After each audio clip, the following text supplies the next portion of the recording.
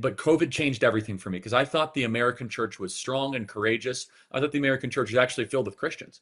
And I thought the American church was hated tyranny and hated evil, as it says in Psalm 97:10. Let those of you who love the Lord hate evil. And I was totally wrong. I made the worst prediction in American podcasting where I looked into the camera similar to this and I said, hey, these lockdowns, they're not going to last a long time because the American church loves liberty.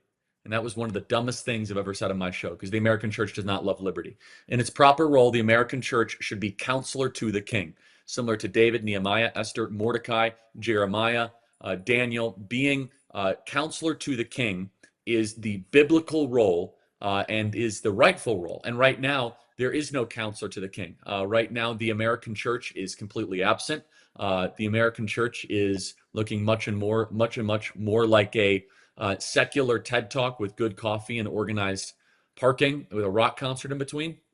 And it's not taking its correct role of speaking truth into the culture, of bringing up disciples, not converts of all nations. In Jeremiah 29:7, it says, demand the welfare of the nation that you are in, because your welfare is tied to your nation's welfare. We should care about our nation. We should care about our country.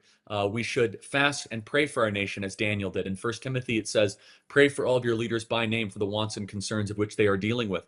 We should care about what our leaders are grappling with. And so, I'm afraid the American church hasn't done almost any of these things recently. I mean, there's still some great pastors out there. Pastor Jack Hibbs, Pastor Rob McCoy, the Barnetts in Phoenix. There are some wonderful churches, but the vast majority, I'm talking about 90+% of American churches, are cowardly and are not speaking out into the culture with truth and boldness and the goodness of the gospel.